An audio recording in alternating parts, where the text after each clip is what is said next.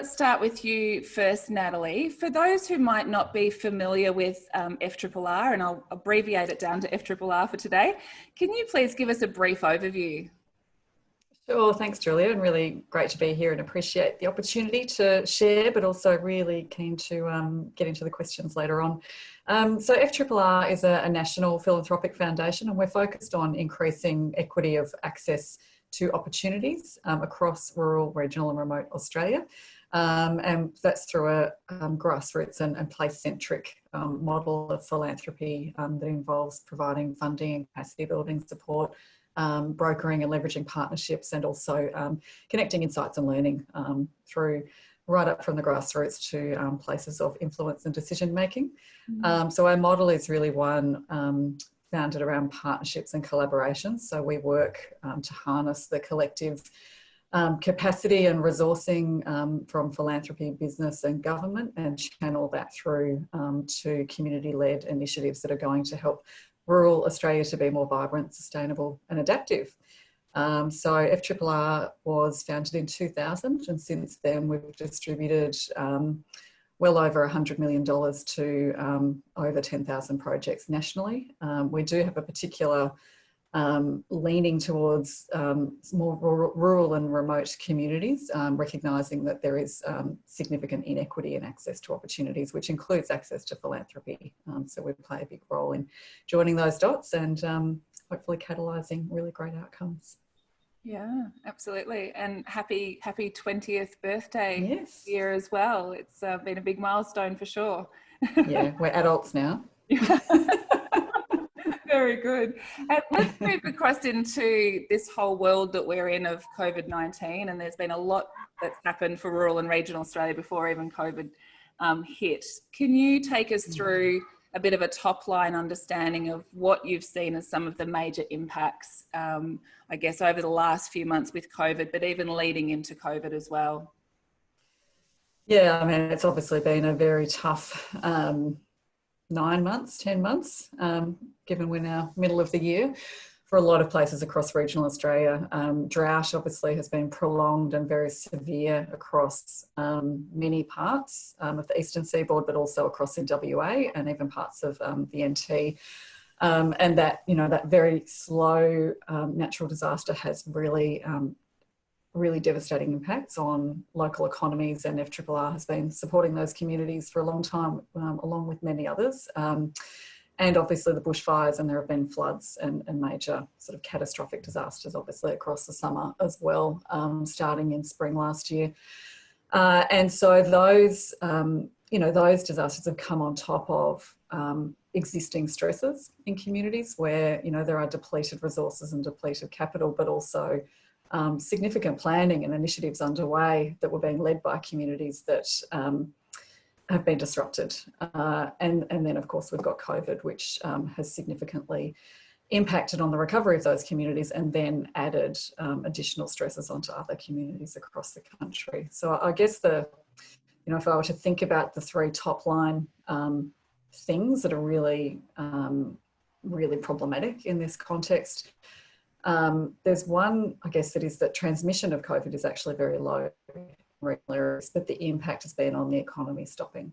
So for particularly smaller communities and more regional and remote communities where tourism is an underlier in the economic profile, obviously that's been hugely disrupted and means that the cash flow is just really limited in some of these towns at the moment, which also means that that creates pressures on the local sporting groups, the local community organisations and volunteer groups, because sponsorship availability is really limited, and the ability to actually deliver activities and provide those participation opportunities in communities is really limited as well.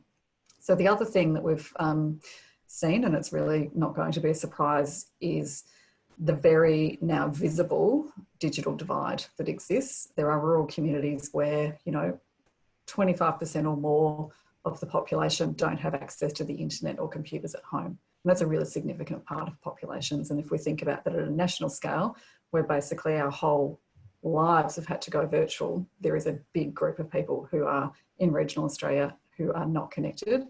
And that brings with it a huge amount of concern about isolation, access to services, mental health challenges, etc. It goes on and it extends into the education and learning environment as well, as we've had to move to home learning in many places as well.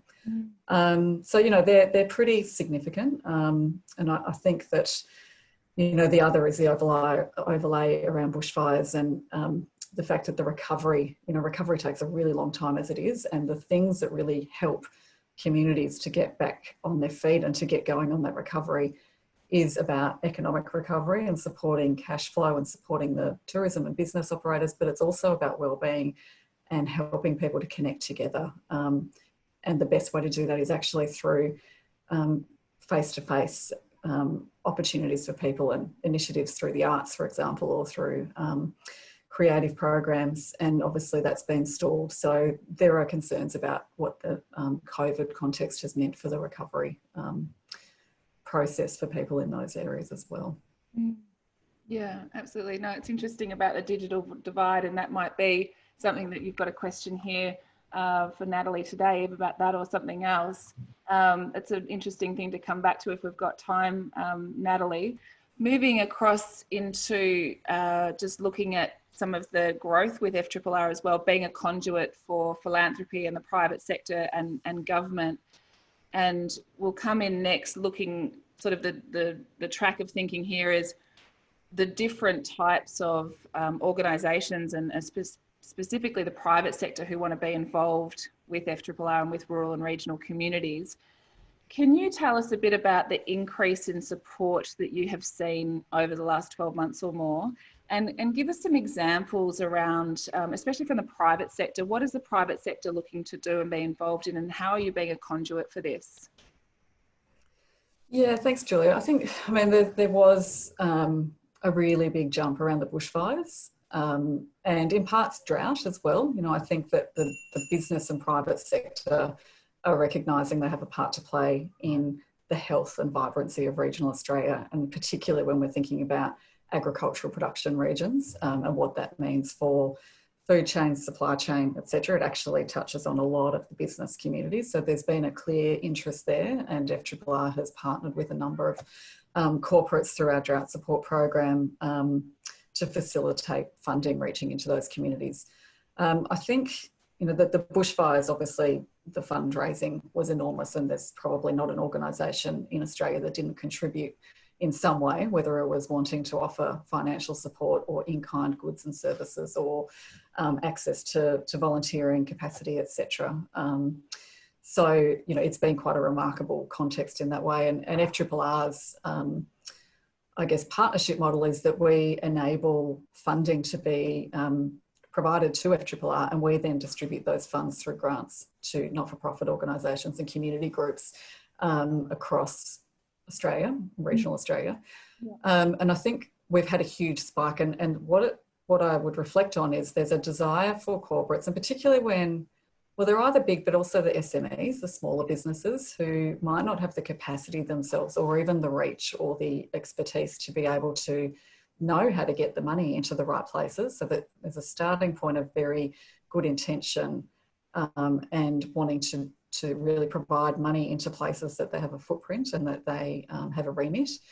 They want the money to be provided in ways that aligns to some degree with their purposes or their business remit. But also they want to trust that it's getting into the right hands and being delivered with good outcomes. And so a partner like FRRR makes sense because we can do it at an aggregate, but we can also tailor and target so that, you know, it might actually be generating funding that goes into a particular place, or it might be a particular type of focus area. And so that, and it allows different degrees of, I guess, philanthropic maturity where FRRR can kind of walk alongside different corporates. So I think that's been something we've seen growth in and increasing appeal.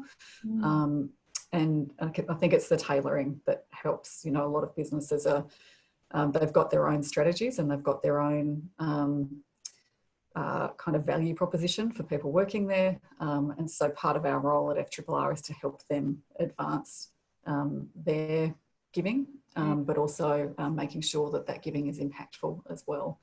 Yeah. And I think an example that is interesting, or there's probably two, From an SME perspective, we partnered over the last few years with a family-owned company called Scenic World, and you know them, Julia, in the Blue Mountains, and we've assisted them over the last few years to tailor some small granting in the Blue Mountains region, which is where their tourism footprint has originated.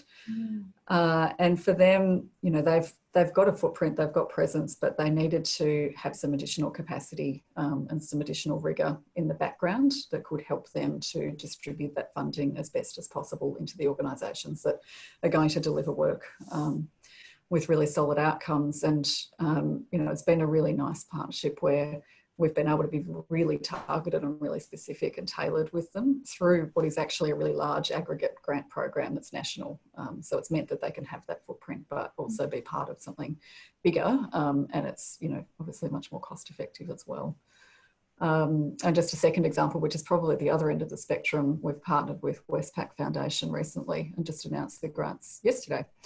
And, you know, for them, our conversation was really lovely in that they had a maturity in their giving strategy, and they recognised that there was a huge amount of resourcing going to bushfire recovery, but that there were a lot of places in regional Australia that weren't affected by the bushfires. And there was a concern that those places might be missing out on philanthropy. So there was actually quite a deliberate strategy to say this is not going to be about bushfire recovery. It's going to be about really supporting some of the capacity and capability around employment pathways and education and training opportunities for people in regional communities, which was pre-COVID that we designed that, but now obviously it's extremely important. So that was, I think, you know, a different way that we were able to partner, and it was about extending their reach into regional communities that they didn't necessarily have themselves. Yeah, great. And yeah, very, very, very relevant in the last couple of months then. Who would have known? I know. Going down that track a little bit more, Natalie, into for our listeners here live today and those listening over the next couple of weeks to the recordings, can you share with us some examples of, I guess, the existing funding and the existing sort of practical supports that are being made available through FRRR to rural and regional communities? Sure. For those that know FRRR, we often do have many programs on the go, and they do, because of our model as a partnership sort of organisation, we run our grant programming in a couple of ways. So one is that there are grant programs that are collectively funded that FRRR raises the money for and then runs grant programs to provide that money.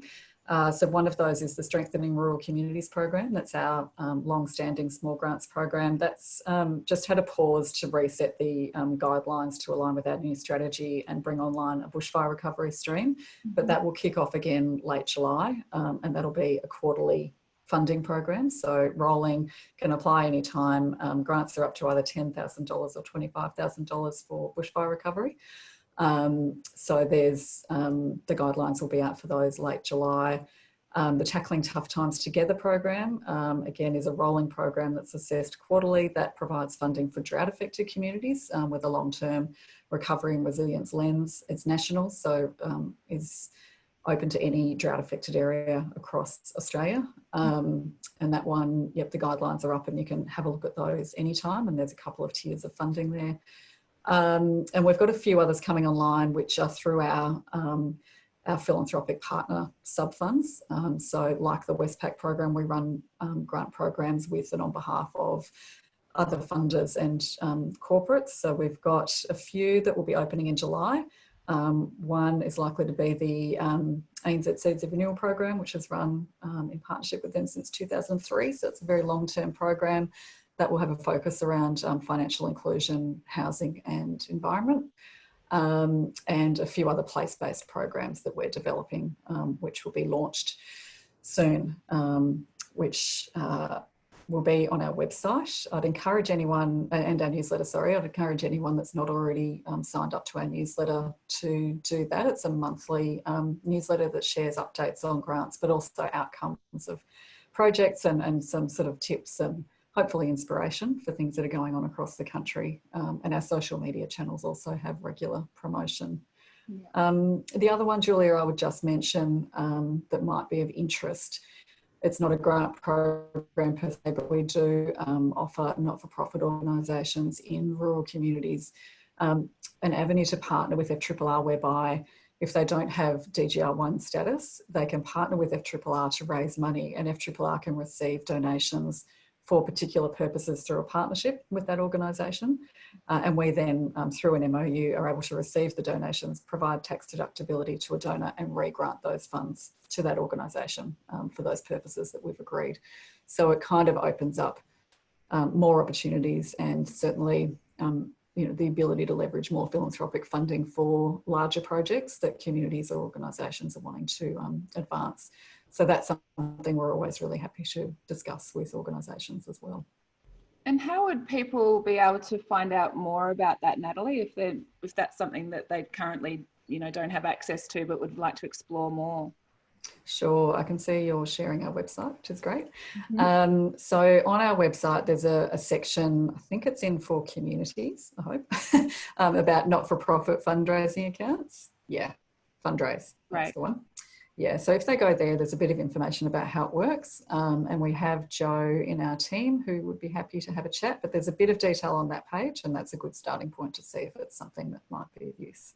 Yep, fantastic, great. I'll just stop sharing that, and hopefully that's helpful having that resource there. If you're listening with us here live or you've got any questions from Natalie today, please pop them into the Q&A box there. Natalie, just to wrap up this couple of initial questions with you, what do you see on the horizon next sort of for rural and regional Australia? What supports might be being put in place? The things that we've talked there about digital divide and things of this nature into the next 6 to 12 months, what do you see as some of the support that might be available? I think it's a really interesting time for regional Australia. There's actually, for a rare moment in time where there's opportunity. What we've experienced lately is that working remotely is possible, that working virtually is possible, that you can actually participate from anywhere in the country really actively. What we know is regional Australia is full of extremely smart, innovative, capable people. So I think there's a transformation window here, and it's about population change, but it's also about recognising the deficiencies in the ability to live well in rural communities, and the digital divide is one. If you have decent internet connectivity, you can actually run businesses, you can run services, you can offer a much more flexible way of people being engaged in opportunities. But equally, what we know is that the social and built infrastructure is as important. And what we've seen through this COVID time is that the thing that people have desired is connection. And that's what rural Australia is really good at. And so I think there's an opportunity to invest more in the capability and capacity of people within rural communities and not-for-profit organisations to really lead a vibrant future for regional Australia. So that's kind of my big picture. I think now's the time, and I'm not alone in that view. There are a lot of organisations working in this space who are a bit excited at the moment about what's potentially coming. It does require some courageous policy settings and a fair bit of money being put into it, but I think it's not unachievable by any means. And certainly when we're thinking about the recovery from COVID, rural Australia is a massive part of that story, particularly when we think about a lot of people wanting to get out of the city. We can't really travel overseas. So how do we actually open up rural Australia? And I think there's a divide that's existed between urban and regional Australia that can be knitted together much more closely through this, and we can actually be a whole country rather than us and them. So that's kind of the big picture. As far as, tangible things, FRRR, as I said, we've got a few different grant programs on the go. We're increasing, our support around capacity building as well. So we're wanting to provide more access to resources and insights, access to grant seeking workshops and things that can just really skill up local community groups and not-for-profits so that they can be more competitive in accessing funding. And I guess, an advocacy agenda that's about shift some of the narrative of regional Australia into, you know, an opportunistic and an optimistic story which exists, but one that, you know, we've really got to level out the ledger a bit more around access to services. Yeah, for sure. Fantastic. Excellent.